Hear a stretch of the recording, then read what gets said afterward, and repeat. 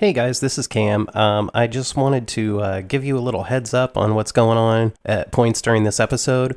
We had a little technical snafu, and we ended up losing a little bit of audio. There are 3 different sections where our talking just cuts out for a couple of seconds. I deeply apologize, and we're going to do everything we can to rectify the situation. So please don't stop listening to us because of this. Thanks again for listening, and we hope you enjoy the episode. Bye! Parents of the 80s, what were you doing? Wilford Brimley had not warned us about the diabetes yet.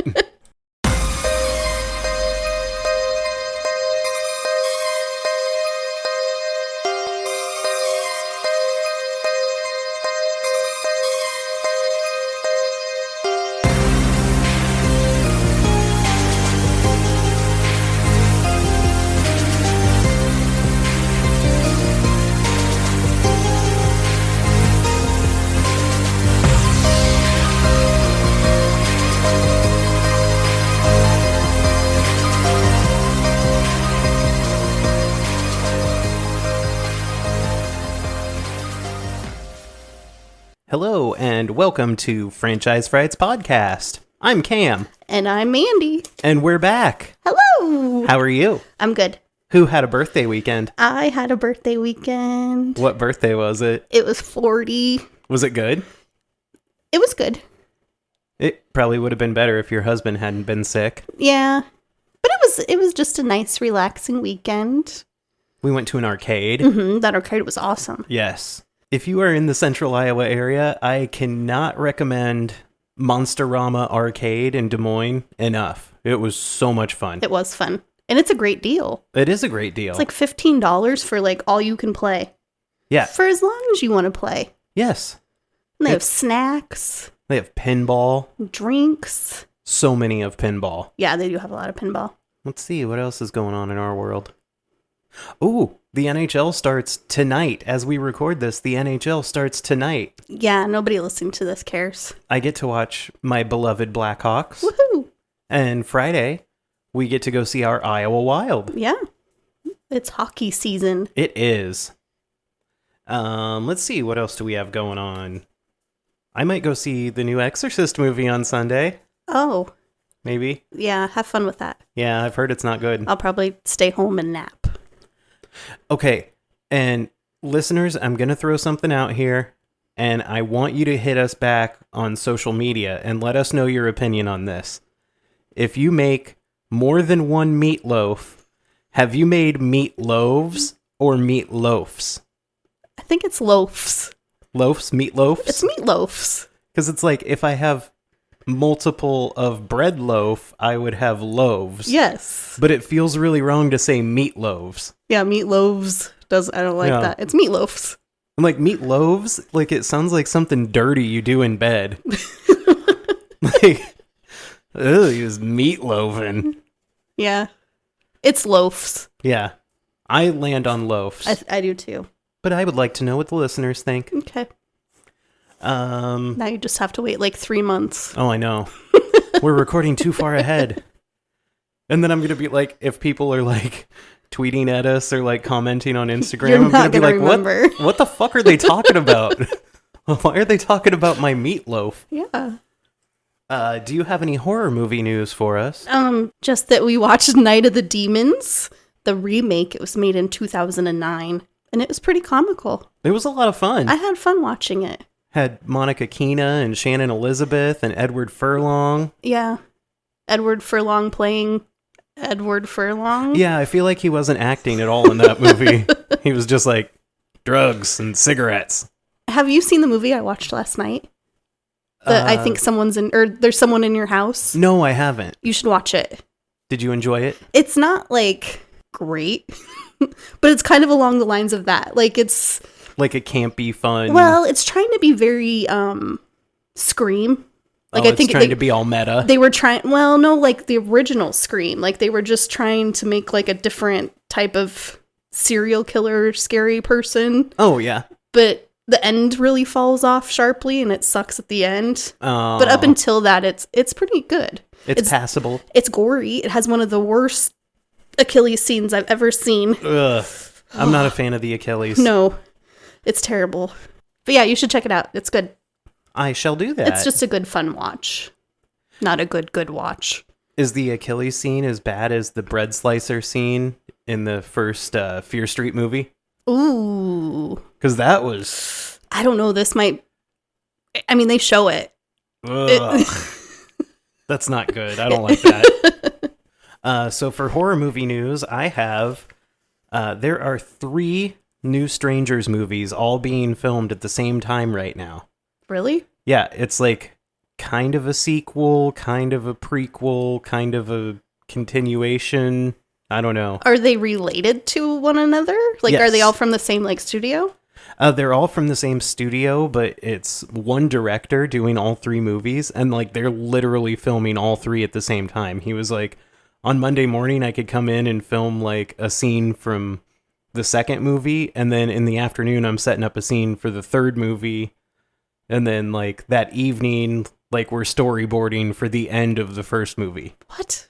And it's directed by Rennie Harlan, who did A Nightmare on Elm Street 4 and Exorcist: The Beginning. Oh. But he's also done a lot of like good movies. Yeah. Those are just the shitty ones he's done. Yeah. He hasn't actually dipped into horror for quite a while. Oh, yeah. But he did direct Die Hard 2. Oh. So I'm pretty stoked. Okay. Yeah. That's about all I have for the horror movie news. Ooh, Mandy's taking a drink. I'm going to take a drink. I'm sorry if you hear my ice rattling. Is that what ice does in a glass? It rattles and tinkles. It makes noises. Okay, we got to get the sound. That one wasn't very good. No, the last one was better. No, toppling Goliath, you need to, You need to improve your can game. Yeah. But the beer game is on point. I'm drinking a Pseudo Sue from Toppling Goliath Brewing in beautiful Decorah, Iowa. Oh. Please sponsor us. Have we ever been to Decorah? I have. I don't think I've been there with you. I don't think we've... Mm-mm. It's beautiful up there. They have bluffs, lots Yeah. of trees. I know, like, I've been to, like, the Dubuque area, and that's pretty. And Decorah is a little more north than that, isn't it? Yeah, it's clear up by, like, Wisconsin. Okay. So, yeah, I guess without any further ado, we could jump right into the 1988 classic Child's Play. I'm so excited. And I do have to apologize for my voice. I can hear over the headphones that I don't sound great, but I'm just getting over a sinus infection, so... You just sound a little rough. Yeah. So, facts and figures on Child's Play. It was released November 9th, 1988. It stars Catherine Hicks, Chris Sarandon, Alex Vincent, and Brad Dourif. I'm going to have to look it up later, but I'm pretty sure that Brad Dourif is an Academy Award nominated actor. For what? One Flew Over the Cuckoo's Nest. Oh, okay. I'm pretty sure he was nominated for Best Supporting Actor for I've that actually movie. never seen that movie. Oh, it's good. We should watch it. It was directed by Tom Holland. No, not Spider-Man. I know, when I saw it, I was like, is it Spider-Man? And I then don't think he was alive then. I know he wasn't alive then.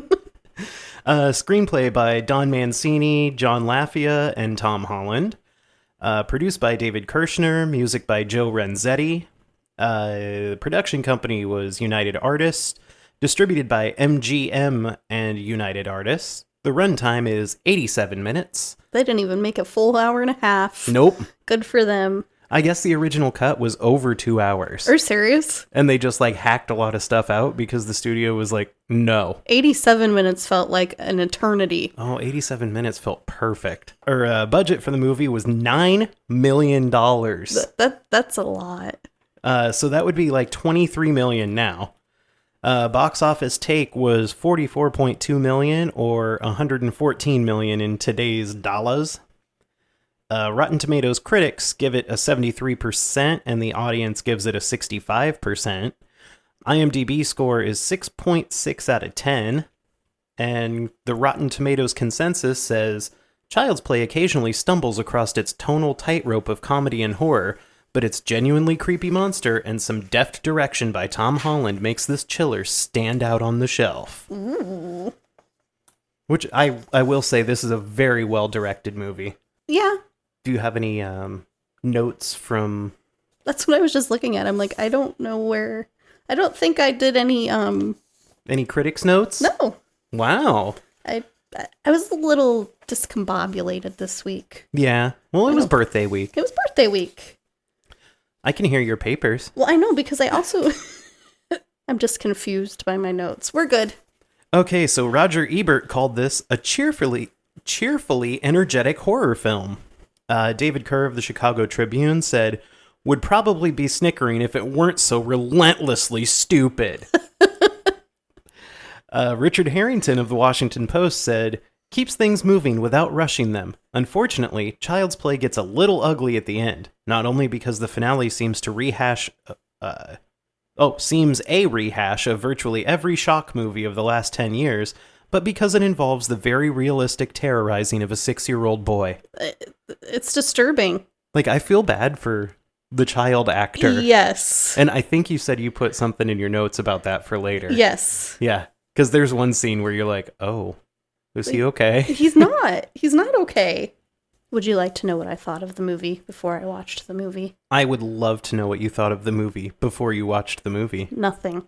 You thought nothing of it? I thought nothing of it. I know I've only seen it once before, and I think you made me watch it like a long time ago, probably, when we were dating. And you probably fell asleep. Probably. So, like, I don't really remember anything about it. I just know there's a doll, like, trying to kill people. There's a dog snoring on our floor. And I know that there's some stupid thing that you like to recite from it all the time. Ade due Dembella, give me the power I beg of you. Yeah, that's about it. So I have a lot of initial impressions from this movie. Okay. It came out when I was 6, and I wanted to see it because of my Buddy doll looking a lot like the villain. Well, yeah. And this was right after I developed my interest in horror movies. And I was like, oh my gosh, it's a scary movie about my Buddy doll. How am I not going to go see this? Of course, my parents didn't want me to see it. That's probably wise. And then I was sitting in my shared bedroom with my sister, who was 9 years older than me. And she had the newspaper, and she was looking at the like movie releases. Mm-hmm. And she showed me, like, they had a big section in the paper, and it had all the movie posters for the week. And she showed me the poster for it, and she was like, Cam, look at that creepy apartment building. Isn't that scary? Just think, your My Buddy doll lives in there, and he's gonna find you at our house and kill you. And I was terrified. Did you still want to see the movie? No. But fun fact was, we were getting like a free movie channel weekend. Uh-huh. The weekend it hit, I think it was HBO. Oh. And so I watched it like as soon as it hit cable. Yeah, so you were probably 7 by then. Yeah. And I loved it. This movie also caused me to sacrifice my Buddy doll before I got rid of it. Oh no. I was always convinced it was alive because of this movie. Did you light it on fire? No, I should have. But before my mom was going to give it to Goodwill, I just wanted to make sure it wasn't going to come back and get me. Like, by this time I was probably 20. 11 or 12. And I took it down to my dad's workshop, and I clamped its head in a vise, and I drilled a hole through its head and one through its chest to make sure that it wasn't alive. And then you donated it? No, I showed it to my mom, and I was like, I should probably just throw this away. Yeah, okay. I was like, you gave some poor kid a mutilated My Buddy doll. No, then she was mad at me, too. She's like, some little kid would have really liked to have that. And I was like, well, I was making sure it was safe. So you were being the responsible doll owner. I was. You don't pass on a cursed doll. My dog snores so well. He does. So, you want to head into the plot rundown? Yep. Just hope my voice holds out. Yeah, you'll be fine. Okay, so we open with kind of an intense score. There's some high up on the piano keys playing. I really paid no attention to the score in this movie. Oh, well, look at you. It just wasn't memorable. Oh, I thought I liked it a lot because I thought it sounded like a music box. Oh yeah, like it sounded like a little kid's wind up thing. So we see 2 men chasing it out in an alley, and one of them says, "I got the Strangler, Wabash and Van Buren." And then a cop car turns on its lights and its sirens. The 2 men shoot at each other, and one of the men dives over a car. And then he comes out of hiding and gets shot by a cop. One thing I thought was weird about him diving over the car was he It was the worst dive over a car ever. he slid like he was going into home. It wasn't good. No. I'm sure they had a better take. Now we see a man waiting in a van, and the van is awesome. Mm-hmm. It's like black and red, and it's just, you can tell it's a bad guy van. Oh, yeah. He gets scared and takes off when his friend gets shot.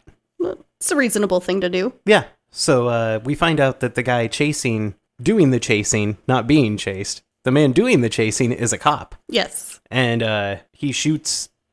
Strangler? The Strangler. Why does the Strangler have a gun? Because you can't always strangle people. Okay. The Strangler starts screaming, "Eddie, don't leave me!" They really want to make sure you know that's Eddie. Yes. So the cop car chases after the van, and not the shot man, who's just kind of standing by the side of the road. Yeah.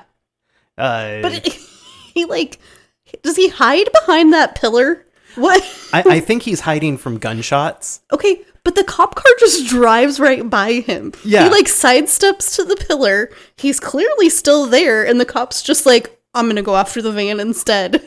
Well, Detective Norris did say, you go after him. Yeah. And I'll get Ray. But, you were right there. That's his caller. He wanted the glory. He did. So the cop car chases after the van, and the shot man flees into a toy store after shooting at the cop again. And these guys are doing their best stormtrooper impersonation. They can't hit a dime. No, they're 12 feet away from each other. So the cop calls the criminal man Ray. They play some hide and seek in the toy store, but it's intense hide and seek. Mm-hmm. The cop shoots the Strangler in the chest, and the Strangler crawls away, leaving a bloody trail behind him. How bad did you want that power play hockey? My next note is, there's a power play hockey toy on the shelf, and I want it. It was so perfectly positioned. Oh, I know. It's just, every time I watch that movie, it's just fucking teasing me. Yeah, I was like, oh, I bet that just haunts Cam. It's look what you didn't have when you were a kid. So the Strangler staggers around the store and reveals that he's dying by touching his chest and going, "Ah, shit, I'm dying." Yeah, because getting shot doesn't indicate that. He threatens to kill the cop and Eddie, no matter what. Yeah. And I love his voice. Oh. His voice is so good. So the Strangler starts repeating, "I gotta find somebody," after a look of realization crawls across his face that, I can do something about this. And I am dying. So the cop continues searching for him, but he seems really half-hearted in his attempts. He's just kind of looking around things he's not over there. Maybe he thinks he's looking for a dead body at this point. I mean, he did just scream at him, though. Oh, that's true. The Strangler collapses onto a pile of good guy dolls that he knocks over, and he's super happy about the dolls being there. The Strangler removes a doll from the box, and he starts doing a chant. And outside above the store, a thunderstorm forms out of nowhere. And he chants super intensely with his hands on the doll's forehead and tummy region. Chest area. So lightning strikes the store as he finishes his chant, and the windows all blow out, and the cops staggering around, and there's some fires in the store. Just random things are on fire. There's it looks like there's a bomb explodes. Yeah. But not really. But then there's random things on fire inside the store. I mean, lightning does weird stuff. Yeah, it's true. It's a natural element, it's just, you can't control it. Mm-hmm. One thing I liked here is they zoom in on the dead killer and the doll at one point, and you can see, they have the same eyes. Oh. They're both very pale blue eyes, and they're kind of the same shape. I liked that. So now we're going to cut to an apartment with a happy birthday banner in front of bright, sunny windows. I wrote, "It's my birthday," because I was taking notes on my birthday. How great is that? I know. It was the movie told me happy birthday. Don Mancini was like, "Mandy, this one's for you." Yeah. We see a large box under the banner, and we hear happy cartoon music playing in the background. The cartoon sounds lame as shit. And this little boy voice says that he has no friends and no one will play with him. Oh. I'm like, well, if you're going to keep whining like that, nobody's ever going to play with you. So then we see a good guy come down in a hot air balloon. And if you've never watched the movie, a good guy is just a My Buddy doll that's rebranded. Yeah. It has red hair instead of brown. Yeah. So they get in the hot air balloon together and they float away while the good guy theme plays on the TV. Because now he has a friend. Yeah. So now we see a little boy looking at the TV and he's like really disappointed. He's like, I've already seen this one. Mm-hmm. But he's wearing his good guy pajamas. Mm-hmm. He looks like a good guy. And he's on a mission. He's doing something. He is. He goes to the kitchen to start cooking. Yeah. He has to use both of his hands to lower the bread into the toaster because toasters are hard. We see that he is prepping like a whole tray of food. There's a glass of OJ, and then he carelessly dumps a shitload of good guy cereal into a bowl and just spills it everywhere. Mm-hmm. Okay, what 6-year-old kid can't prep a bowl of cereal? Like, by then, I think your motor skills have developed to the point where you can pour a bowl of cereal. Probably pour the cereal. The milk might be a little harder. Yeah, but he spilled the cereal everywhere. That's true. And he just doesn't care. Yeah, he's just a dick. Yeah. He's a shitty little kid. The cereal looks like a sugar coma just waiting to happen. Yeah. It has, like, really big pieces in it that look like gingerbread men. And then there's marshmallows and, like, Kicks and Tricks sized balls of sugar. Yeah, there's just sugar. Yeah. So what does he do? He dumps more sugar on it. Okay, why was this a thing? I don't know. Did your parents do this? If I had a non-sugared cereal, they would. Oh, my parents did it even with a sugared cereal. No, like if I had Rice Krispies or like plain Cheerios. See, there or like Wheaties. I can kind of understand it. But like, like, here, I'm feeding you sugar for breakfast. Let me put some more sugar on it. Like, parents of the 80s, what were you doing? Wilford Brimley had not warned us about the diabetes yet. Well, then I put in my notes, I'm like, I don't eat cereal very often, but when I do, I have to put sugar on it now because that's how cereal tastes. And like, it doesn't taste right if I don't do it. Oh, boy. So I never put sugar on Nolan's cereal. Well, that's good. So the kid dumps like a half a gallon of milk into the bowl and it just overflows while the TV announces that they have a special good guy message just for you. So the TV announces that you can now own your very own good guy doll. And there's a terrifying mascot guy in a good guy costume. It's terrifying. He's ginormous. His head is so big. Yeah. His head is like the size of my torso. Yeah. The mascot doll says that the dolls say 3 phrases. They turn their heads and blink their eyes when you talk to them. And the doll that is sitting next to him demonstrates with a, "Hi, my name is Oscar, and I'm your friend to the end. Heidi-ho, ha ha ha." And the kid is super fucking stoked about this. Well, yeah. Like, he can have his own I almost said my buddy, but it's a good guy doll. Now he can play out all those great adventures at home. But we see behind him, it appears the kitchen is on fire. Yeah.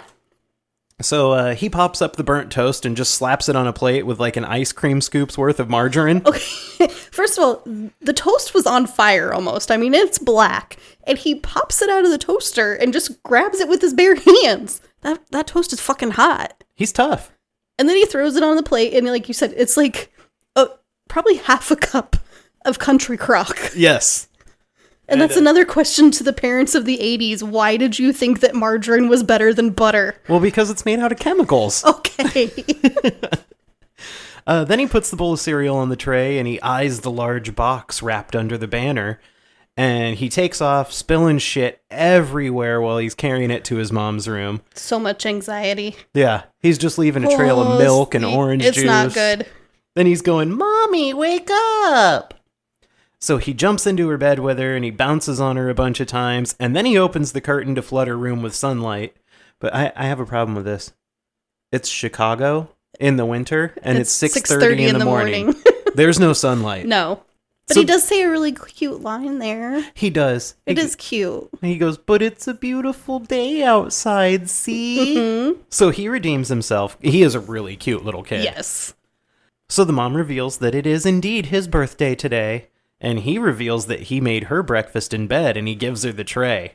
She picks up a piece of the blackened toast and the lump of butter falls off and she said it looks just excellent. And then tells him she's going to eat it later. She does handle it pretty well. She does. I mean, my question is, why the fuck is he making her breakfast in bed on his birthday? Because maybe he thought he wasn't going to get to open his presents before school. So he had to butter her up with a lot of margarine. He did butter up with some margarine. So now mom decides to give him his super duper birthday tummy gummies. Oh my gosh. And I just gotta say, they are really cute together. They are. They do have a good chemistry. Yeah. The two actors have an excellent chemistry together, and I believe them. Yeah. I'm like, they could be mother and son. So the mom agrees to let him open his presents, and they run out in the living room while the TV news reveals that Charles Lee Ray, the notorious Lakeshore Strangler, was shot and killed at 3 a.m. Oh, that's the witching hour. It is. So it's a good thing he did that curse. Mm-hmm.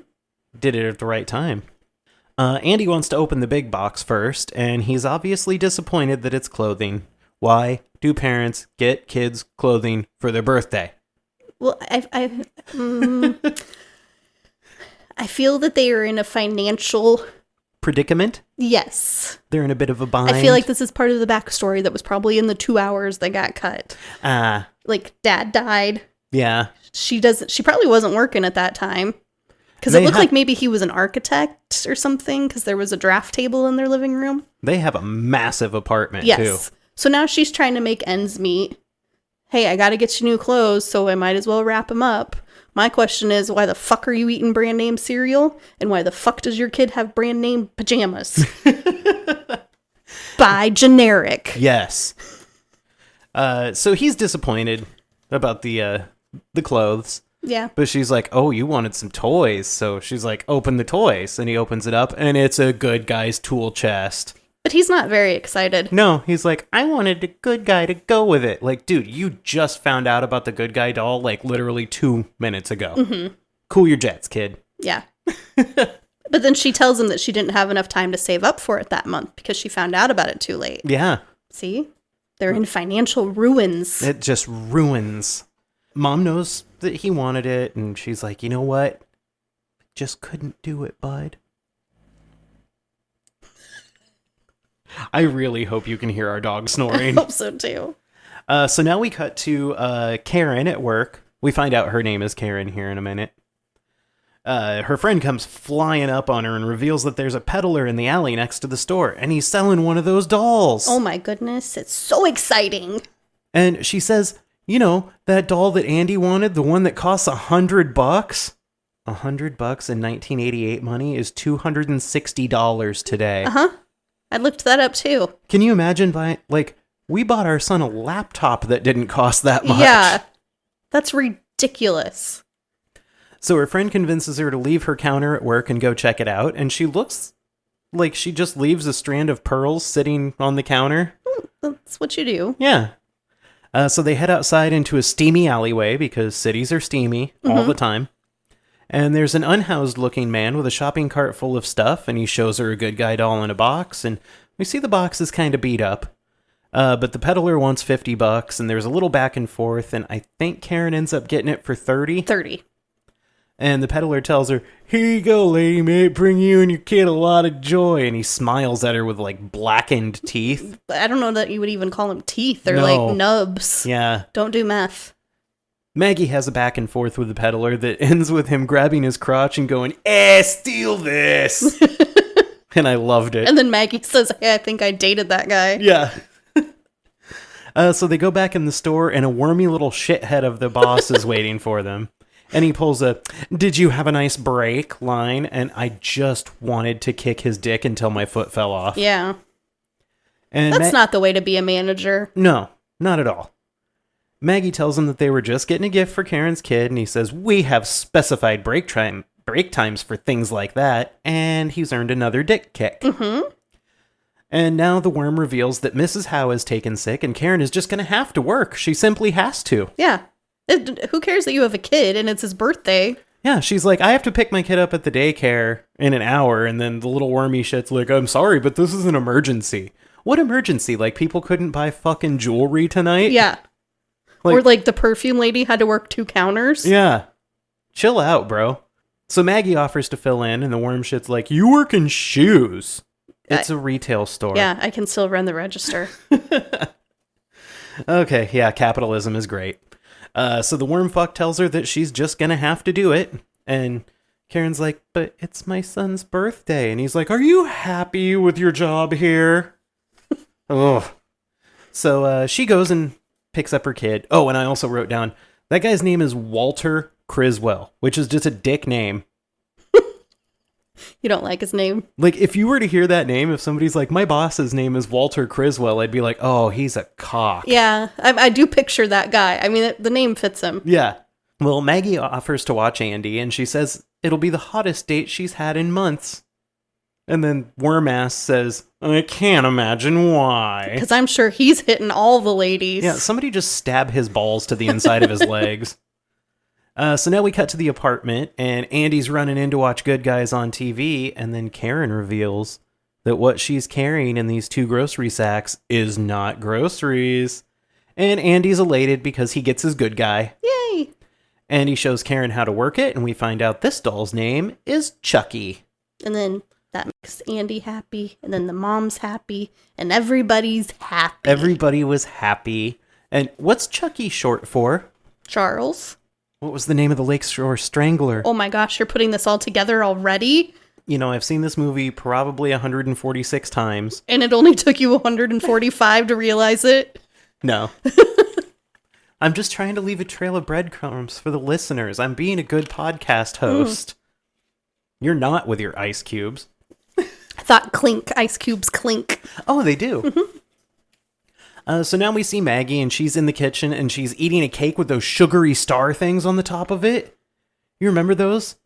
I guess I didn't pay attention. I just said that it was a chocolate cake and she was eating frosting. Oh man, there were those little sugary star things that you put on top. It was like a hard sugar candy. And a lot of times, like, it had a little well in it for, like, candle wax to drip in. So that you could, like, put your candle through the middle of it. Oh.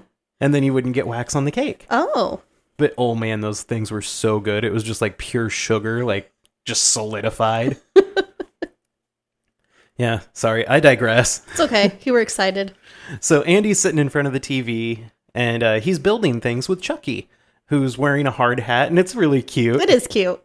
And a news report comes on the TV that reveals that Eddie Caputo, repeated accomplice of Charles Lee Ray, escaped police custody. And Chucky's head whips towards the screen, and his eyes get really big. And you're like, something wrong with that doll. That doll's not right. So now Andy gets pissed that Chucky's not watching him, and Chucky turns his head back to Andy and says, "Hey, wanna play?" And his tone's a little more ominous. Mm-hmm. He sounds a little less... He doesn't sound like the other good guy doll. No. And Maggie tells Andy that it's time to get ready for bed, so he stands up, but it's like he hears something coming from Chucky. Mm-hmm. So he bends down, puts his ear to Chucky's mouth, and it appears that Chucky's whispering in his ear. And so Andy tells Maggie that Chucky wants to watch the 9 o'clock news. Naturally, she's a little incredulous about this. She doesn't like this idea. No. And she picks Andy and Chucky up and takes them to his room. And Andy says, "Hey, Chucky, want to see my womb?" Which my friend Nick and I, back in the day when we were stoned out of our minds watching this, thought that was just the greatest thing ever. Was this little kid said, "You want to see my womb?" Oh. He meant room. Yeah. He said room. He said womb. He said room. So Maggie goes back to the kitchen, and she's putting some stuff away while Andy's brushing his teeth, and he's like drooling toothpaste all over himself. That's true, but she's such a good friend. She is. Like, she's cleaning up her kitchen for her. Mm-hmm. That's nice. They've been going through it. Yeah. And Maggie knows. So the TV news just starts blaring out of the TV, but she had just shut the TV off, so what's going on? And she discovers Chucky sitting in the chair in the living room watching the TV. Maggie's pissed, and she's like, "Andy, what are you doing? Why are you putting Chucky in the chair?" And he's like, "I didn't do it." And she kind of manhandles him. Yeah. She's pissed. Yeah. She's like shaking his shoulders and like throwing him essentially under the covers. And I'm like, the 80s when you could just toss children around. Yeah. So she's getting ready to leave the room, and she pulls another dick move, and she kind of like spins around like she's trying to catch him getting out of bed. Yeah. And it's like, she's super mean to him here, and then she tells him happy birthday, and it's like the saddest moment ever. Yeah. Because you just feel so bad for that kid. Like, first of all, your dad died, I don't know when, but sometime. And then your mom's not there on your birthday. You're getting tucked in by your friend. Yeah. And then she's being a dick to you. Yeah. But at least she kissed him on the forehead. Oh. Maggie leaves the room, shuts the door, Andy kisses Chucky and tells him, I told you she'd be mad if you watched the news. And the camera zooms in on Chucky's face, and we get some ominous piano notes. Something's not right about Chucky. So we cut to the outside of the apartment building, and I gotta say, this apartment building is glorious. That's some superb architecture. And I wrote in my notes here, they live in that on a jewelry clerk's budget in Chicago. I want to go back to the 80s. But like I said, I think that's just what she's working now. I think Dad died. Yeah. And now she's just trying to survive. Also, that shot of the building was what was on the advertisement that my sister scared the shit out of Really? me with. Now we cut to Maggie, and she's reading in the living room while watching an old movie. And she's cold. She has a blanket wrapped around her, so she goes over and closes the window. I would have done that before I grabbed the blanket, but, Maybe she likes fresh air. Andy's bedroom door opens, and the camera quickly glides down the hall at not a tall height. It's a POV, but it's supposed to look like a small child. Yes. And the camera peeks around the corner at Maggie in the living room, and then we see from next to her now, someone short in a good guy drip goes running past the doorway. And she's like, Andy? Did you just say drip? Yeah, I did. Okay. Oh, I mean it. Zennials, I'm sorry. So Maggie's freaked out, and we see a chair now being dragged across the rug, and when it comes off the rug, we hear a big thump, and Maggie gets up to go investigate, and she sees that Andy's bedroom door is open, so she kind of creeps down the hall, and she finds the chair in front of the front door to the apartment. She checks the door, it's unlocked, so she fixes that. And then she hears a sound from the kitchen, and she screams, because scary. Yeah. I often scream when I hear noises in my kitchen. Yes. So she goes to the kitchen to investigate, and on the kitchen counter, there's a whole bunch of flour spilled, and the flour canister is laying on the floor. It's unbroken, but it has spewed its contents. Then we get a really good jump scare with the phone. Yeah, that was good. And the phone rings, and it's right next to her, and she jumps a mile and kind of shrieks a little. She answers it, and it's Karen just calling to check in. Maggie's obviously freaked out on the phone, and Karen's like, hey, what's up? And Maggie's like, oh, I just have the Alone at Night willies. And then she suggests that Karen goes and assaults Criswell. And I'm like, do it. And now we cut to the living room where we see the small toy hammer get picked up. And Maggie's sweeping up the flour. She investigates another noise behind some planters, but there's nothing there. So she says, what is wrong with me? I'm scaring myself half to death. She turns around, and with a shocked face, she takes a blow to the eye with the hammer. She does. Yeah. And then she staggers backwards like she's drunk. Like 10 feet. Yeah. This is not a good scene. No, and what I'm wondering is there was a lot of shit in front of that window, including like a kitchen table. There was a whole kitchen table. How did she fall out the window? Yeah. She just like falls out the window. But I wanted to say, when Nolan was little, we had a little man kit. Yes. Kind of similar to this. It was like a handyman kit for little men, and it had a hammer in it. And I still use that hammer to this day because a tiny hammer is the best hammer. Yeah, if you're hanging a picture or something, the tiny little kid's hammer, best tool you can have. It is. So Maggie falls, and it's a long fall, and she smashes into a truck on the street below. So, yeah, she's dead. Mm-hmm. She's real dead. So now Karen gets off a bus to see cops surrounding her apartment building. She's a little freaked out. No, okay, when she first gets off the bus, she's so happy and smiley, and she's waving at all the people. And then the bus pulls away, and she sees what's going on. I'm like, you didn't notice all the cop lights flashing? Well, I think she was talking to all of her friends on the bus. Oh, okay. She seems like a very talkative, happy person. Yeah, especially in Chicago. Yeah. Everybody in big cities talks to each other. Yes.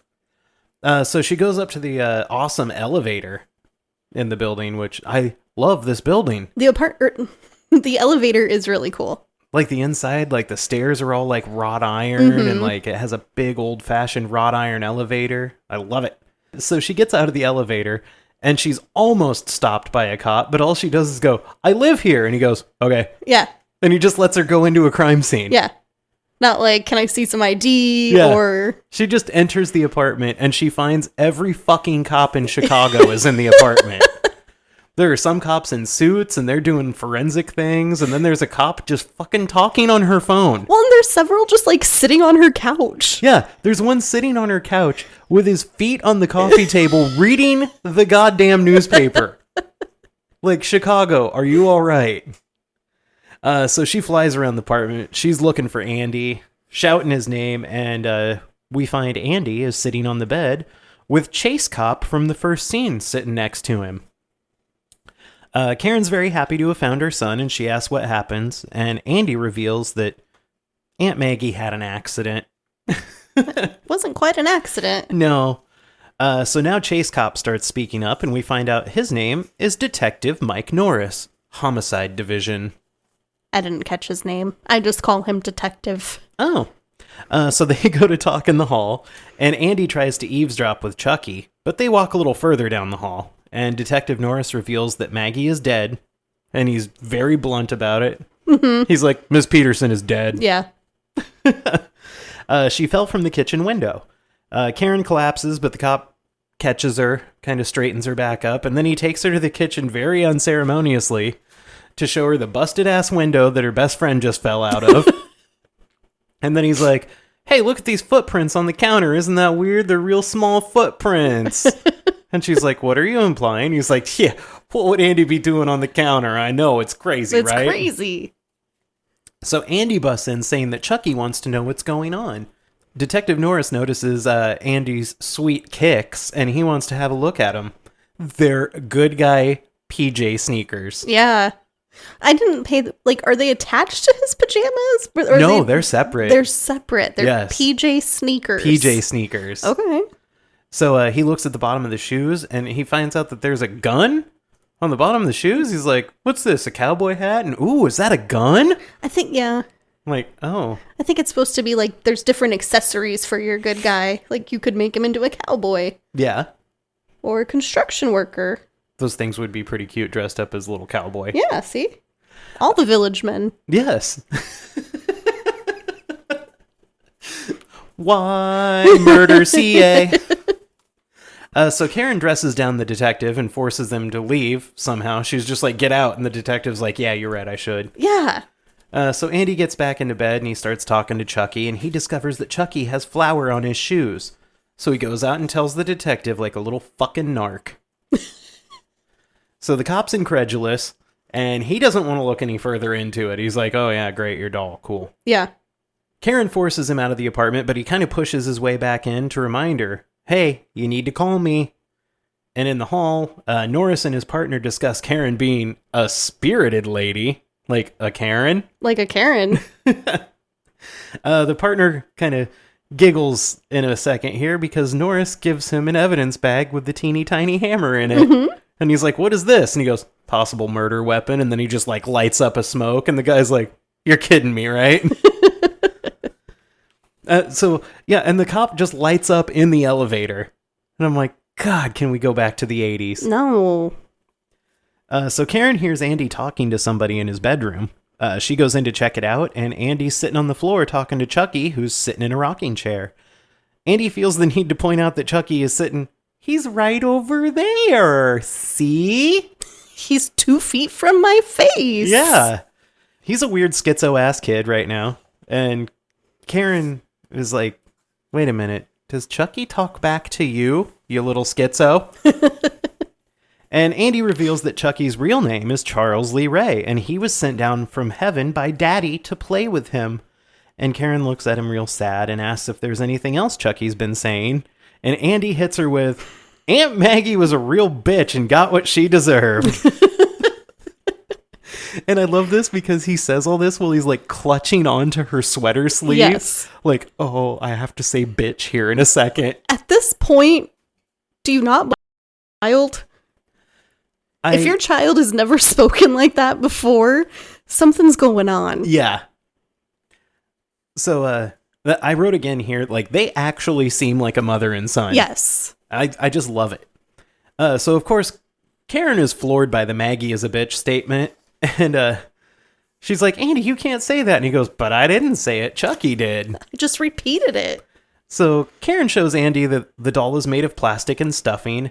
And Andy snatches the doll back and he's like, don't, you're going to hurt him, because she's handling him kind of rough. Just a little rough. And then Andy hits her with the puppy dog eyes and says, it's because of Aunt Maggie you're yelling at me, isn't it? It is sad. And Karen softens a little bit, and Andy kind of placates her with a, sorry, I won't make up any more stories.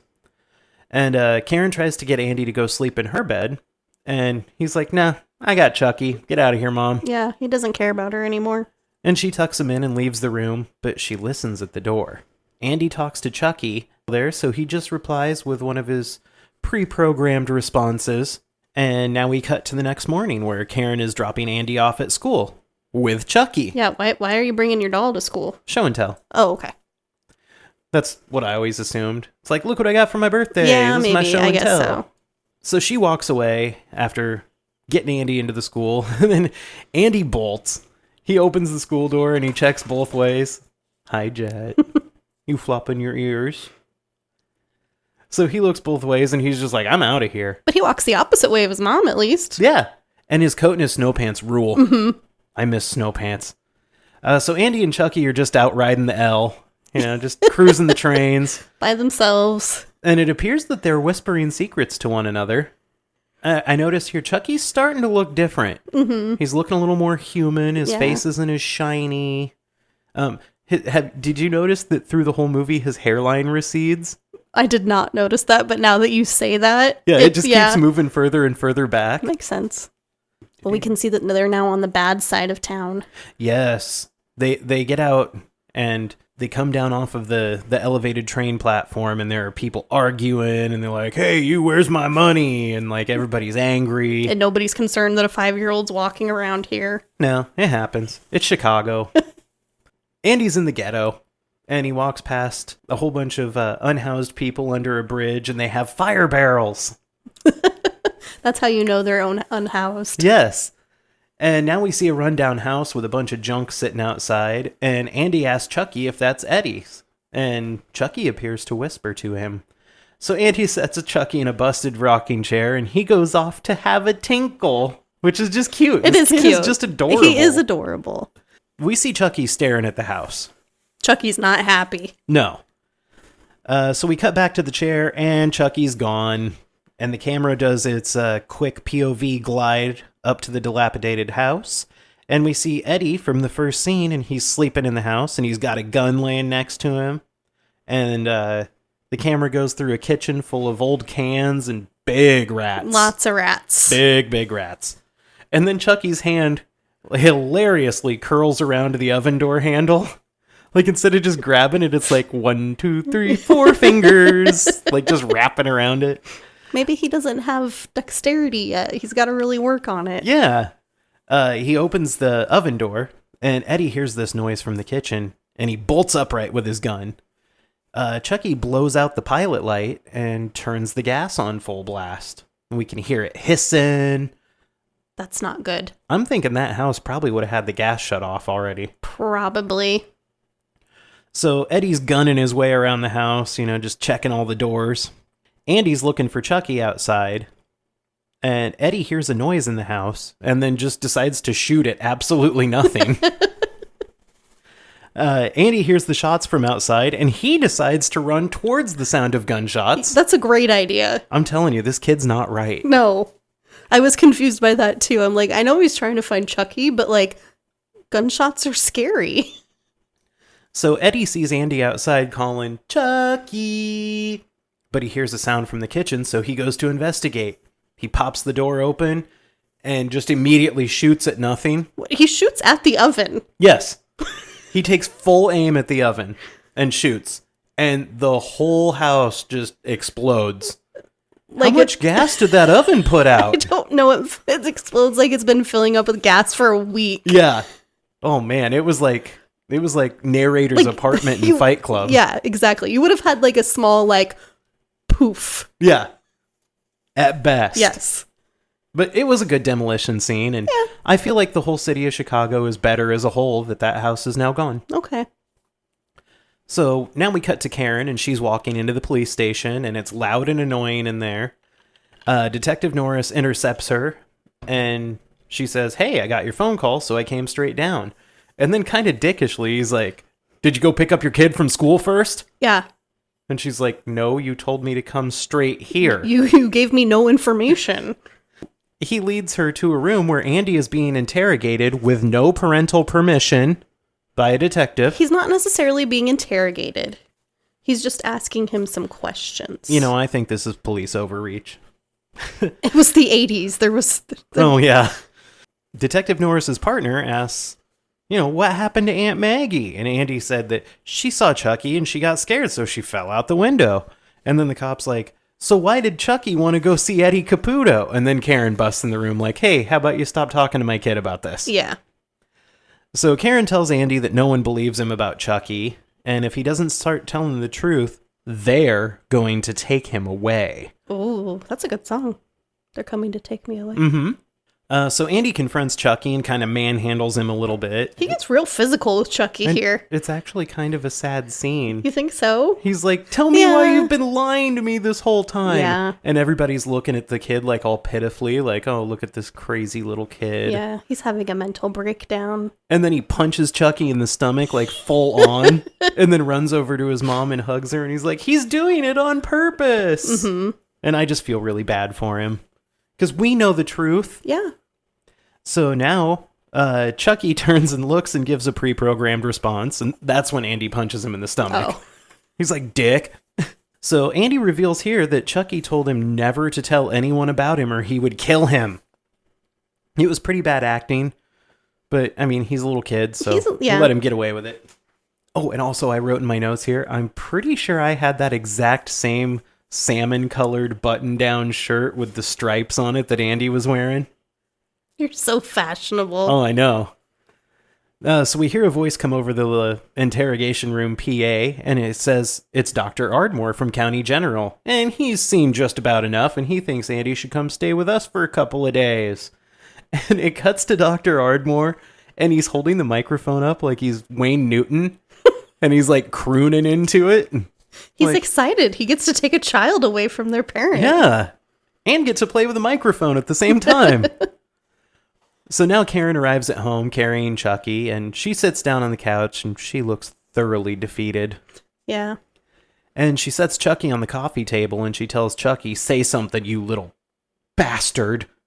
And she says bastard like it is the worst thing she has ever said in her life. It's hard to spit out that word. Yeah. Especially when you go on to star in Seventh Heaven.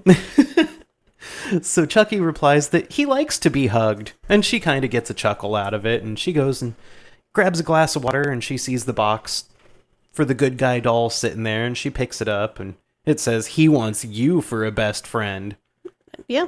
She's tidying up. I think her intention was to take it to the trash. Yeah. She kind of finagles the box a little bit, and something falls out. What is it? They were batteries. Wait, how's the doll working? Maybe batteries were already in him, and it was a spare set of batteries. Oh, yeah. So she throws the box down and cautiously approaches Chucky, and the typical horror movie music starts playing. She flips him over, checks his battery compartment, which is empty. It's empty. And then Chucky's head whips around 180 degrees, and he goes, hi, I'm Chucky, wanna play? That was pretty creepy. Yeah. So she drops him, he hits the floor and like barrel rolls underneath the couch. Would you call that a couch or a sofa? It looks like a sofa to me. It's a sofa. I think sitting things in the 80s were sofas, not couches. Or if you're from Iowa, Davenports. A Davenport. So she's a little surprised. I would even say nonplussed. It's a good word. What does nonplussed mean? I'm not good at words. Surprised, but like more shocked Oh. surprised. So she gets down on the floor and just starts looking under the sofa for him. And she pokes him a couple of times and determines it's safe to slowly pull him out by the leg. She gives him a good shake, places him on the sofa, and she tells him to talk. And then she picks him up and she's like, talk to me or I'm going to throw you in the fireplace. And then she lights the fire. It's a good plan. Yeah, and this apartment has a fireplace too? It's like a gas fireplace even. Like, let me move in there. I mean, I like our house, but... Oh yeah, and I wrote here, her husband must have had really good life insurance. After threatening to throw Chucky into the fire, we see that now that his face is looking very human. And he springs to life and he starts flailing. And he says, "You stupid bitch! You filthy slut! I'll teach you to fuck with me!" I said that he calls her a bitch, a slut, lots of nice things. Yes. Chucky is not PC. Chucky is not woke. No. And I like this scene because he is like beating on her and flailing. Yeah. And just like screaming, and he tries to bite her neck. And she's trying to fight off this 2-foot doll that probably weighs 3 pounds. And so they fall to the floor, and he just fully bites on her arm. Just like he's going to take a chunk out of it. But then she throws him. Yeah, she hucks him over the back of the couch, which has a large empty section in the middle of it. Yeah. I don't understand that. The 80s were weird. And he looks at her like, okay, I'm going to go kill her. And then he's like, oh, wait, no, I should probably just leave. And he looks and he runs out the door and she goes chasing after him.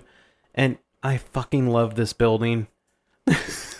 They even have globed wall sconces. You were like really paying attention to the architecture. I love architecture. You should have been her husband. I should have. Then I could be dead. Yeah. Wait.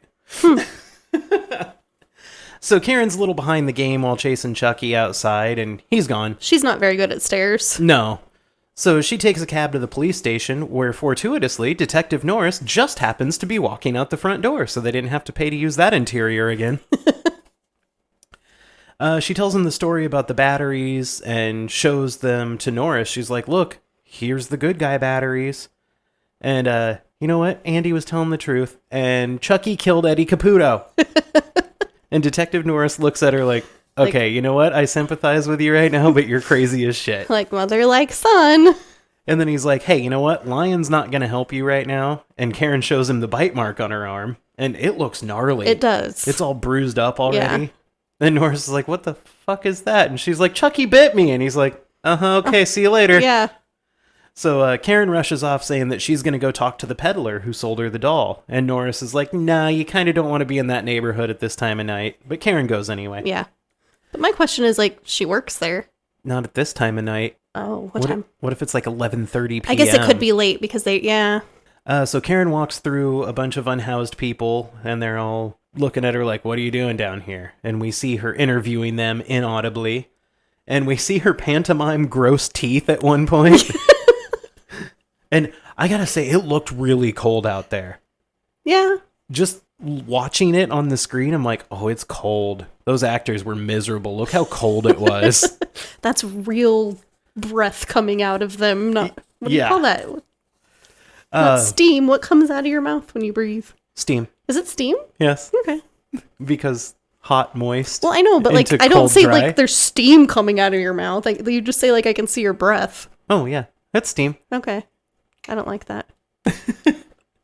Now we see two unhoused people banging in a plywood shack while another one pees on the side of the shack, which I thought was pretty fun. Yeah. But now Karen spots the peddler, and he's got his arm around a lady, and the lady's drinking something from a brown paper bag. They're about to have a night. He got the $30 from Karen. He's having a good night. Yeah. So Karen chases him down, and at first he like looks really scared of her. Mm-hmm. And then she explains how they know one another, and he starts getting a little more confident. And he asks, well, what do you give me if I tell you where I got the doll? And she says she doesn't have much. And he checks her wallet, and he's like, no, that's not enough. Dude, you're living in a plywood shack with people banging and pissing on it. But he wants something else. Yeah. She's like, that's all I've got. And he goes, kind of looks her up and down. He's like, that's not all you got. And he goes to try his hand at felonious sexual assault. Mm-hmm. And then all the other unhoused people just kind of gather around to watch, which I feel like kind of was an unfair look at unhoused people, but it was the 80s. It was the 80s, and that's how we viewed unhoused people. So while all of this is going on, Detective Norris just comes to the rescue, and he knees the peddler right in the nuts. And then he pulls a gun on everybody else, and he's like, anybody else want a party? Like, okay, bud. Non-appropriate thing for a cop to say. Yeah. Inappropriate. You said unappropriate. I think I said non-appropriate. Oh. Hey, words are hard. I'm really good at them. Yeah, we are. We're both good at words. You're better than me. Oh, I'm going to cut that into I'm going to cut that little piece of audio out and just copy it. Just the "you're better than me." Yeah. Nobody will believe it. So he threatens the peddler and he's like, hey, what do you know about what the lady's asking? And the guy's like, nothing. He's like, you won't know nothing about nothing unless you talk to me. So all of a sudden the cop's gone real street, which is weird. We don't know his life story. That's true. So now the peddler reveals that he got the good guy at a burned out toy store on Wabash. What? That's where the detective was. I know. And we see Norris react very strongly to that, and he lets the peddler go. Karen notices that Norris was put off by the response from the peddler, and she's like, hey, what's going on? And he's like, Charles Lee Ray died in that store.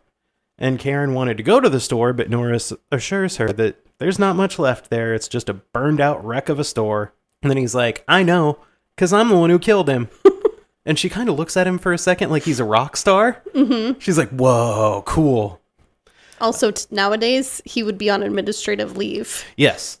He would not actively be working a case. No, he wouldn't be on a case the next day.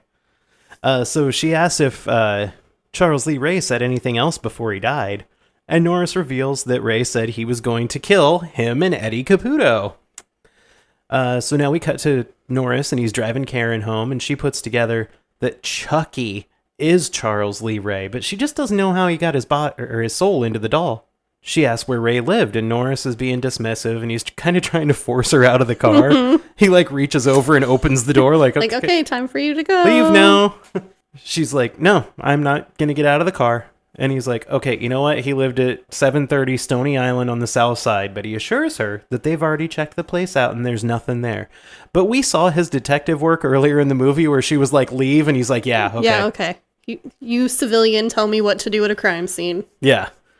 So Karen says that he should be a little more interested in Ray since he threatened both he and Caputo's dead now. And then she's like, why don't you believe me? And he says, because I'm sane and rational. And you know what? I've used that with a lot of people that are like, aliens, bro. But at the same time, I'll be like, no, bro, ghosts.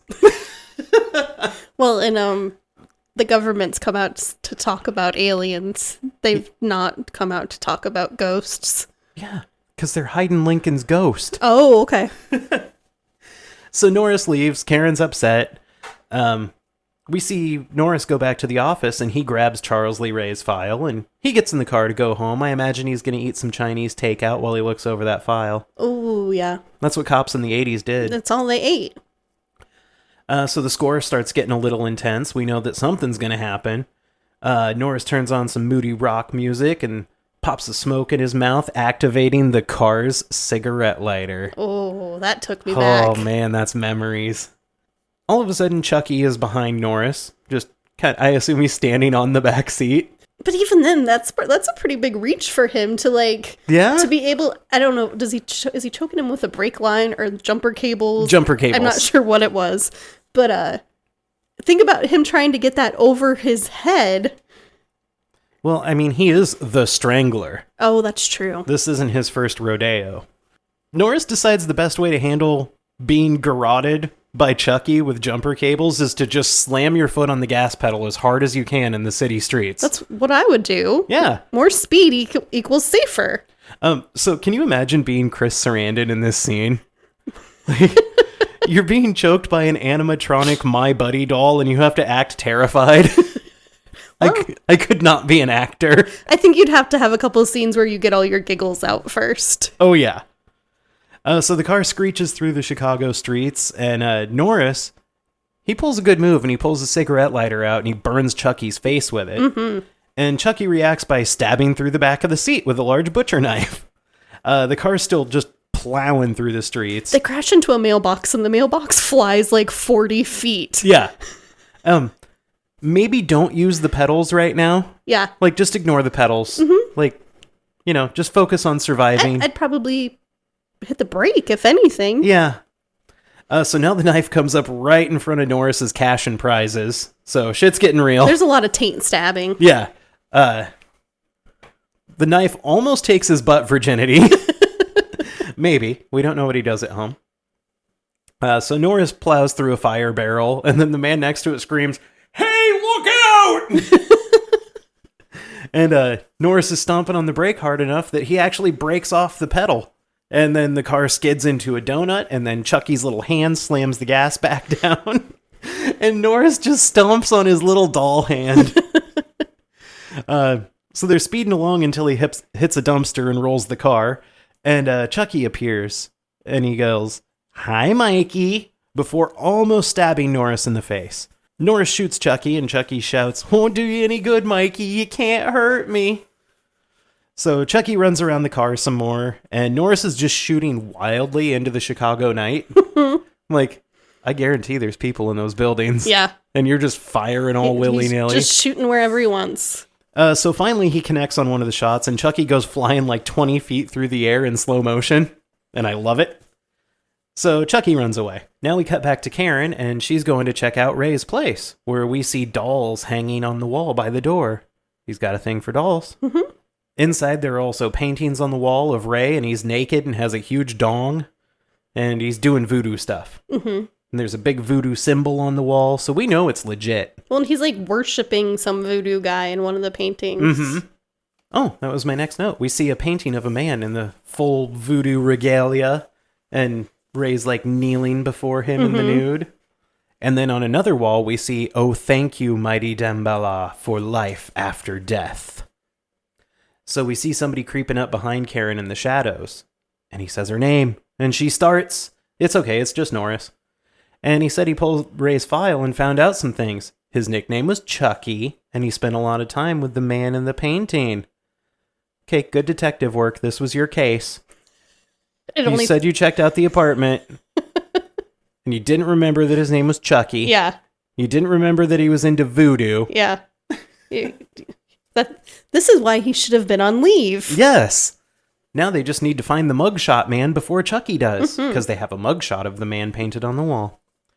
So we cut to the mugshot man's apartment. I guess in the original edit of this movie, we see John like kind of with a customer, and like he heals a child. Oh, so we know that he's not just like all bad. Yeah. And like the people like gift him things, and he's like, "Oh, thank you," and they try to give him money, and he rejects it. Yeah. So they like establish him as a good guy. Yeah. Did you mean to do that? I didn't. It just came out. I'm just so funny. Mugshot man John turns around to see Chucky the doll standing on his counter. The windows are open in Chicago in the winter. And we find out that Chucky came to John as a human to learn how to beat death. I think he did. That's weird. Chucky says, though, he was like, I didn't think anybody could hurt me in this form. But last night I got shot. You know what? It hurt. It even bled. Oh, no. And John says, "You're turning human, and the more time you spend in that doll, the more human you're going to become." John refuses to help Chucky because he calls him an abomination who corrupted all of his teachings. And John's going to go use the phone. I have questions. Okay. Okay, so like he put himself in a doll. Uh-huh. He would have preferred to put himself in a human, correct? Yes. How is the doll becoming human? Because it has a human soul in it now. Okay. And then, sorry. It's okay. It's a weird plot. I just have questions. So he will he live forever? I assume he would eventually or just until he could keep jumping bodies. Well, no, because we find out that if he stays in a body too long, he's stuck in it. Okay. So I think he would live out like his mortal life inside the doll. Yeah. So like what would have happened if he had been in a human body?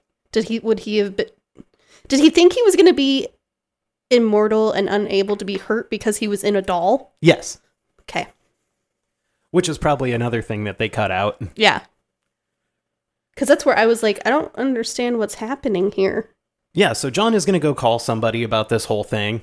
Like, who are you going to call about this? Like, there's a killer doll in my apartment. He's going to call the high voodoo priestess. Ah, that sounds good.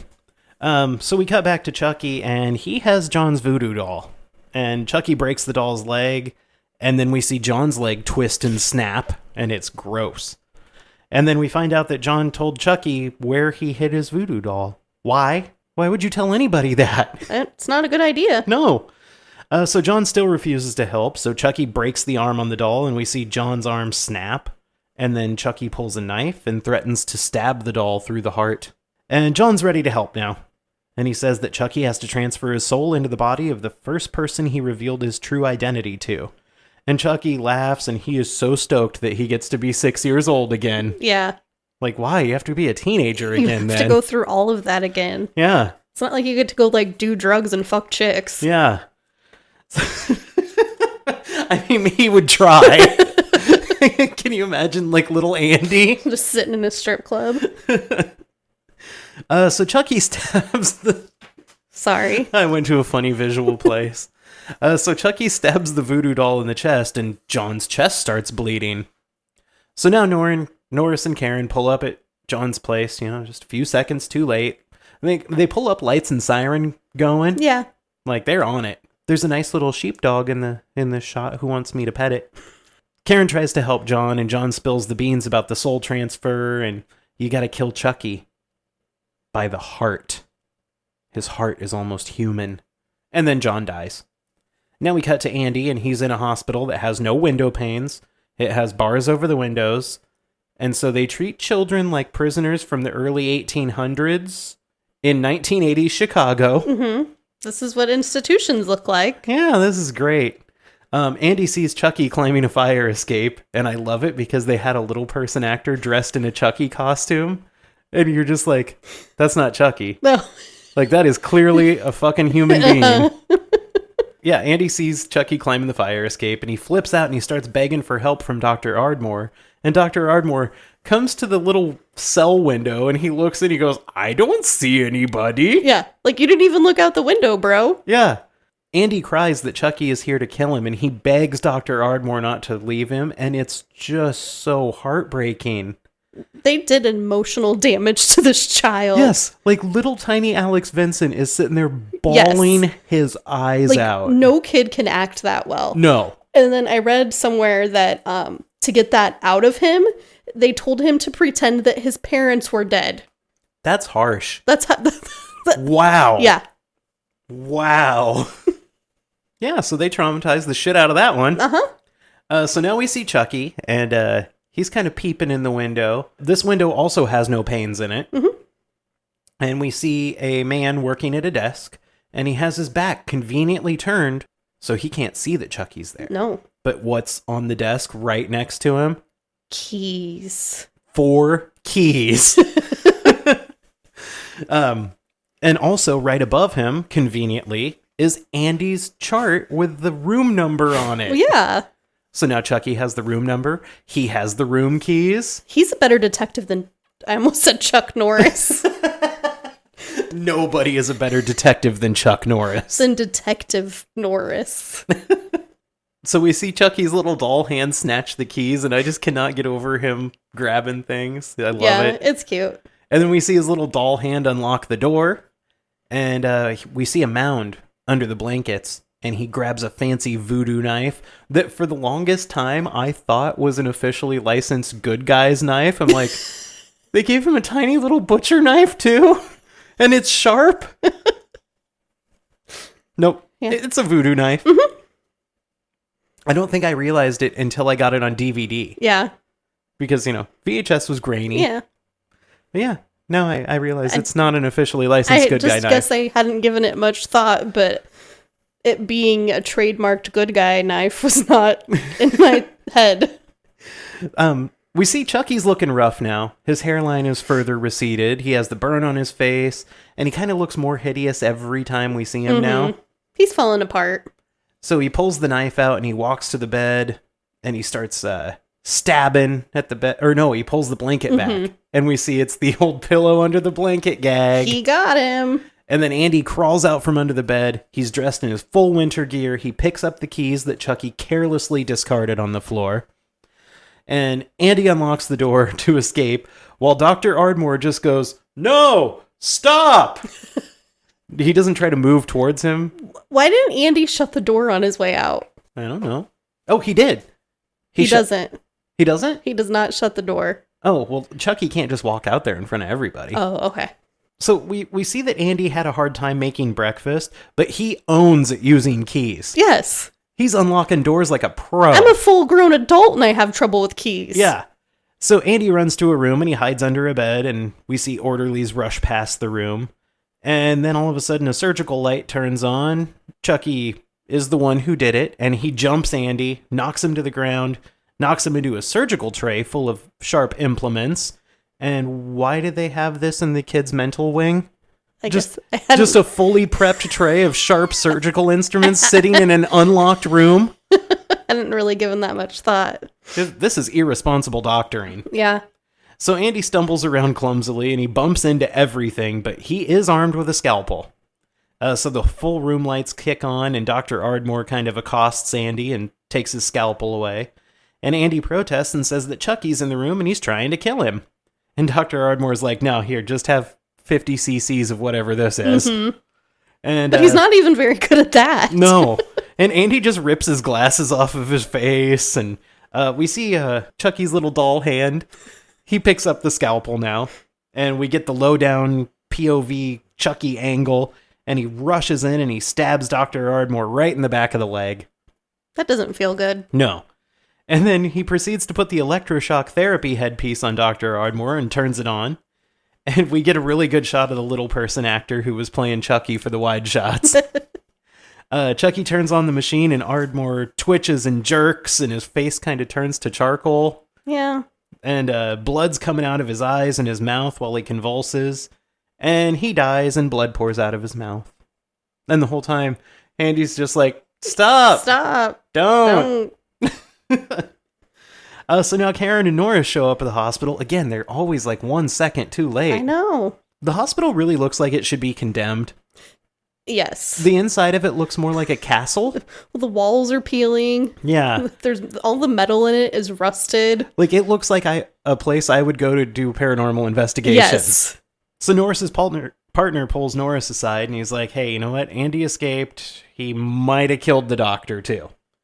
And they think the little girl has all the info, but Karen's already talking to the little girl. And Norris asks his partner if he's seen Chucky, and the partner giggles and he goes, what am I going to know about a doll?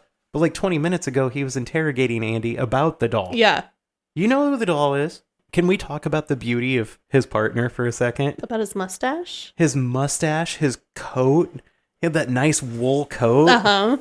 And that haircut. He had like the Steve Perry haircut going. In 1988, he was probably a catch. Oh yeah, I think he was my dad in 1988. But yeah, just that gorgeous flat hair with the comb over on the bald spot in the back. So Norris tells Karen that they think Andy killed Dr. Ardmore, and she says the little girl saw Chucky and he was looking for Andy. Norris asks where Andy would go, and she says that he would go home because that's where she told him to go, and there's a key under the mat. And we know Andy knows how to use a key. Yeah. He's good at it. Can't pour cereal. Can't pour cereal for shit. So we cut to the apartment, and Andy has just come in. He barricades the door with a nice little wooden bench and a toboggan. And now we cut back to the elevator, and we see an elderly couple. They see the Chucky doll sitting in the elevator, and the lady looks at it, and she goes, what an ugly doll. Because it is ugly.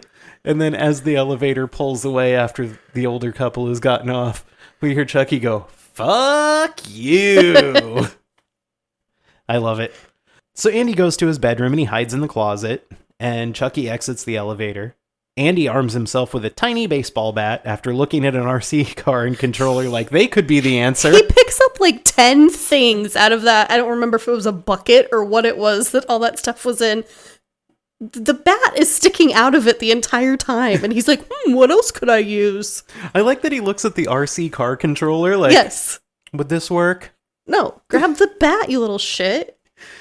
Chucky busts in through the fireplace, and he's kind of moving all herky-jerky with his voodoo knife. Andy's hiding behind the door with a bat. Andy steps into the hall. Chucky jumps out and scares him with a, surprise! That's actually what he says, and I like it. So Andy swings the bat, Chucky ducks, and now we get a chase scene. Mm-hmm. Andy runs through the bathroom, I think just to show us that there's 2 doors to the bathroom. I think so. Then Andy kind of backs his way through the living room, keeping his back to the danger area, where Chucky pops up in the open back section of the couch. I bet that was open just so they could get his wires through there. Oh, probably. He full-on clocks Andy with the bat. Andy's knocked out. Norris and Karen pull up. Again, lights and sirens on. Again, like 1 second too late. I don't feel like they're speeding. No, I think they're just Because driving. if Andy's just like walking to the apartment Yeah. and he's beating you. So Chucky rolls unconscious Andy over and begins the chant while Karen and Norris run up the stairs. The chant is different this time. Oh, I did not notice. It's longer. Is It's more involved. Do you know all of this one too? No, this one has a lot more weird words in it that I don't know. But we see another localized thunderstorm still forms above the apartment building. Mm-hmm. I love that building, by the way. Oh, I know. So Norris sees the lightning through a very similar skylight to the one at the toy store, and he's like, uh-oh, That's I know not what's good. going on. So Chucky continues the chant as Karen and Norris bust into the apartment. Karen picks up Chucky, and he bites at her face again. Norris comes in to save the day, and he... Once again, imagine being Chris Sarandon and seeing Catherine Hicks wrestle with this doll that's just flailing its limbs everywhere. So Karen goes to Andy while Chucky slashes at Norris's calf. Chucky flees, and Norris gives Karen his leg holster gun. So Karen has covered Andy with her coat for some reason. He's laying on the floor knocked out, and she's like, I better cover him with a blankie. That's what moms do. Yeah, but what the kid really needs right now is a blankie. Mm-hmm. So Norris is looking around the apartment. You know, he's limping because he got stabbed in the leg. Yeah.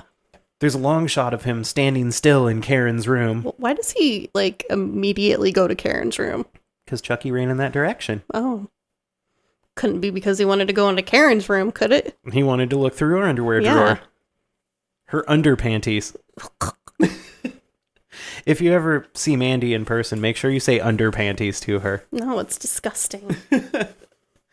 So he checks under Karen's bed, and we see the low POV Chucky camera angle, and it charges at him, and it jabs him right in the gut with a little baseball bat. And then Chucky clocks Norris with the bat and knocks him out. So Chucky's 2 for 2. Yeah. He's batting 100. 1,000. That's right. So Karen shoots Chucky in the knee before he can finish the job on Norris. But her gun jams, and Chucky charges at her. She bangs into the coffee table and falls. And you know what? I believe her in this scene. I think Catherine Hicks just full-on slammed into that coffee table.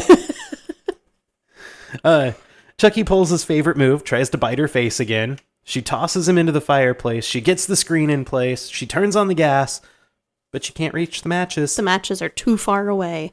She knocked him just out of reach. So Andy springs into action. He comes to help Mom. He gets the match. And Chucky tries to appeal to him now. And he's like, but we're friends to the end. And then Alex Vincent does a particularly bad job of acting No, here. I loved this. And he looks at him and he goes, this is the end, friend. And then he drops the match into the fireplace and Chucky's on fire. Andy and Karen back away as he immolates. Then he kicks the screen down and he stumbles out into the room. And this is, again, obviously a little person actor. And they are fully engulfed in flames. Yes. And how does nothing else in the apartment catch on fire? I don't know. Because he dives onto the couch. Yes. The sofa. The sofa. So Chucky screams. And he lights a couple of little fires when he touches things, but they just go right out. Yeah. And then we think he just burns to death right there on the floor. The flames go out, and Norris gets his dad voice on. He's like, hey, get in here. And they go to Norris, and they can see he's hurt. He needs help. He got stabbed in the leg. Yep. And hit in the head. And the tummy. Oh, no. He has a tummy ache, okay? Oh, that's not fair. So Andy goes to get the first aid kit on his own. Yeah. On his fucking own. That's smart. Good job, Mom. So Norris wants to be filled in after his whole concussion incident, and Karen tells him that Chucky's dead. Andy gets the first aid kit and discovers that Chucky's gone, and his smoldering spot on the carpet is just empty now. So Andy runs back towards the bedroom without the first aid kit that he just dropped for no reason. Well, he's scared. Chucky's gonna come back. But Chucky trips him, and Chucky has the voodoo knife, and he's burned as hell. His face is all charred and melty. He looks like the Terminator. He looks pretty gnarly here. So Andy rushes into Karen's bedroom, and she tries to shut the door behind him, but burnt up Chucky's trying to break in, and Brad Dourif went full send on this line, and he's like, "Give me the boy and I'll let you live." His voice is all shaken, and I loved it. I don't believe that he would let her live, though. No. He has a track record of being an unreliable character. Yeah. So Chucky's little hand is all charred, and we can see the little, like, metal in his fingers as Karen slams the door on it. And Chucky's kicking at it. He's going to kick that door down. He's going to kick that door down. We get the low camera angle again, and it's rushing towards the other bathroom door. Because remember from earlier, there's 2 entrances to this bathroom. Mm-hmm. And so Karen slams into the bathroom door, and she's holding it shut, and then Chucky just cuts right through the door with his little voodoo knife. Mm-hmm. Cuts Karen's hand in the process. So the voodoo knife is no joke. She's holding the door shut. She's holding it closed so hard, and Chucky's stabbing through it, and the knife blade is always like right next to her face. It's just getting closer and closer and closer. And she's screaming, and then the low down camera angle reveals that Chucky's coming back through the hallway. He busts in, and Karen and Andy escape through the bathroom and back into the hallway, and Chucky's demanding, "Give me the boy!" while he walks down the hall, and he's still smoldering, and he's melty. And then Karen shoots Chucky several times. She blows his head off, but he keeps coming. She blows his arm off, and he keeps coming. She blows his leg off, and he topples to the ground, but now he's kind of army crawling towards her with his one arm. And he's not going to stop. He's determined. So she stands above him and fires 2 shots into his back, right against the floor, and I hope there was no one in the apartment downstairs. If so, they just caught a bullet in their pizza rolls. Yeah. So she fires the revolver empty and kind of dry fires it a couple of clicks, and then the fancy mustachioed partner man comes in, and now Karen points the gun at him, and he just puts his hands up and goes, "Hey, hey, hey, hey!" So Norris calls out from the bedroom. They run to him. And the partner calls in, "Officer down." They have a 10-minute response time for an officer down. Yeah. So like we got 10 minutes to talk about this. Like, dude, what if he was really hurt? What if he didn't just have a tummy ache? Well, we've established that the cops in Chicago don't speed, so... Well, yeah, that's true. And they don't try to get the killer either. No. They just drive past him. So Norris tells his partner that Chucky is alive and almost killed them all. And the partner's like, uh-huh. So Norris is like, "Hey, you don't believe me? Go check the hallway. It's scattered all over the place out there." How did he know that? He was in the bedroom the whole time nursing his tummy ache. That's exactly what my note says. I said, how does he know? He's been in the bedroom the whole time. Yeah, he's been in there going through the panty drawer. But he does instruct his partner, "Don't you touch any of it. Touch it." So his partner goes in the hallway, sees the pieces of Chucky. He taps the head a bunch of times because he's not supposed to touch it. Of course. He picks up the head. And he's kind of acting like an asshole. Yes. He carries it in and he's like, "I want you to take a look at this, because there's no way this thing is alive." And Norris reiterates, "You shouldn't have touched it." Mm-hmm. And the partner says, "It's as dead as they come." And he slams his hand on the head. And then the vent behind the partner explodes out, revealing the doll body. How did it get in the vent? I don't know. But it did. My question is, who does Mustache think injured Detective Norris? Andy. So why is he not like I don't know what the word I want to say is. Like, why isn't he apprehending them? Yeah. Like, I think I'd be handcuffing some people just in case. Yeah. Or at least locking them in a room or something. Yeah. So now the doll arm is just sticking out of the vent, and it's choking the officer, or the partner. This is bad. While the head is going, "Choke him! Kill him! Rip his throat out!" I love it. The partner wrestles with the burned up doll body, and he spins around in circles a bunch of times. And his spinning knocks the head to the floor. Well, Norris has a gun now. I think he just grabbed the one from Karen and reloaded it, maybe? Maybe. So Karen takes the body off of Norris's partner and tosses it at the wall near where the head's laying. The body pulls itself up by the one good arm using the curtain. And the head continues to shout encouragement for the body. And he's like, "Go kill him. Yeah, do it." It's a good little cheerleader.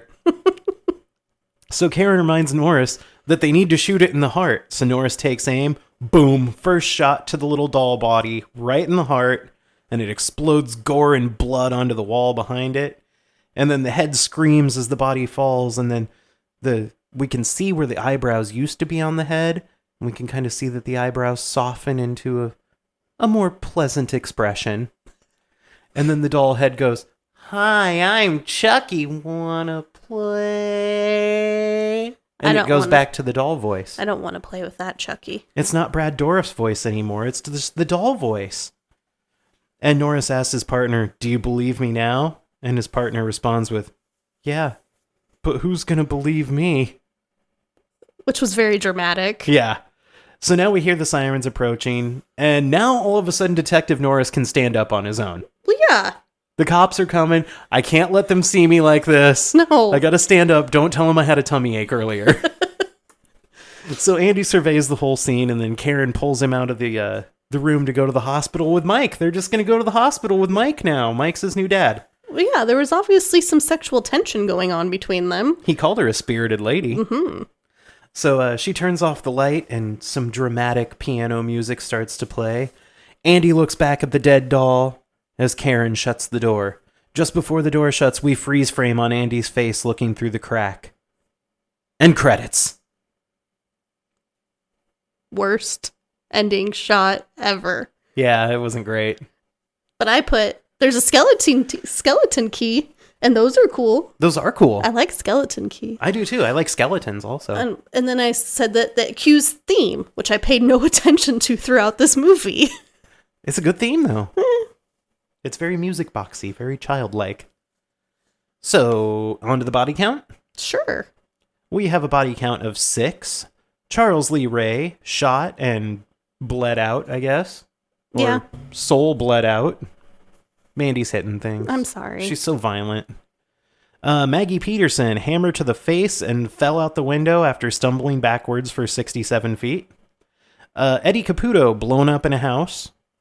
John the Voodoo Man. Voodoo doll breakage and heart stab. Yeah. Dr. Ardmore electrocuted a lot. Chucky shot in the heart after a rough night. I put torn to shreds, burned, finally shot through the heart. All right, I want to hear your reactions. I forgot to write them down, so you're just gonna get them like Oh. for real. It's not great. It is what it is. It's not great. It's fantastic. No, it's there's not a lot of plot points, and I feel like the things I had questions about should have been answered in those plot points. That's why we get sequels. Oh, do I find out more? Yeah. Oh, you find out a lot more. Okay, well, that'll answer those questions. Yeah, and then you can watch the TV show. Oh my gosh, so many options. But I feel like it was just really like chopped together. Yeah.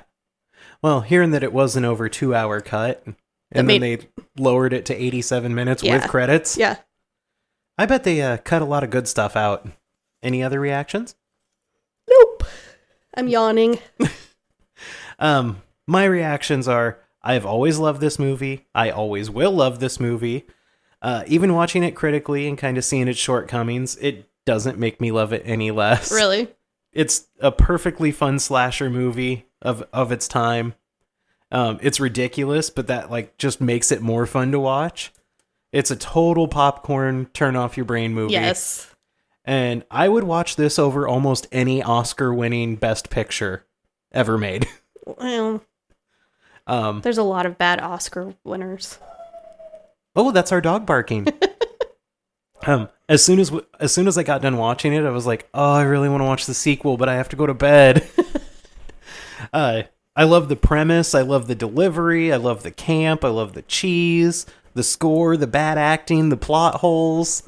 I loved it. You're describing a terrible movie. I know, but I loved it. And I think I love it so much because it just brings me back to all those like 12-year-old sleepovers with my friends. Where you're just having fun and giggling. Yeah, we're just eating Doritos and drinking soda. Yeah. Do you have any production facts? I do. The voice actor of Chucky, Brad Dourif, is that how you say his last name? I think so. Okay. And the Chucky creator, the guy that created the doll, his name is Kevin Yager. Mm-hmm. They had never met in person until 2018.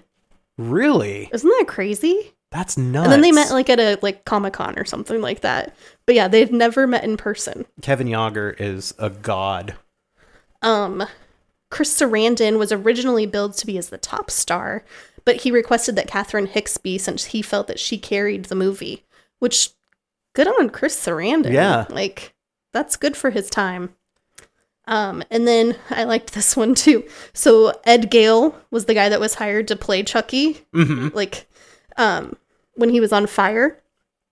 And since he was 30% taller than the doll, they created a living room set that was 30% bigger so that he would be the right size. That'd be so fun to go through as like a full-sized adult. Yeah, like, just like walk through there and be like, look at this giant armchair. Yeah. But I'm like, well, that's innovative. I mean, yeah. It's like a forced perspective. That's all I have for facts. All right. Do you have facts? I do. So Don Mancini came up with the idea based on the child marketing boom of the 1980s. He also made Andy fatherless due to his own father being an advertising executive and a dick. Oh. The initial titles for the movie were Batteries Not Included, which actually ended up becoming a movie about like robot aliens. Yes, it's later a Steven on. Spielberg movie, isn't it? Yeah. The second working title for it was Bloody Buddy. Oh.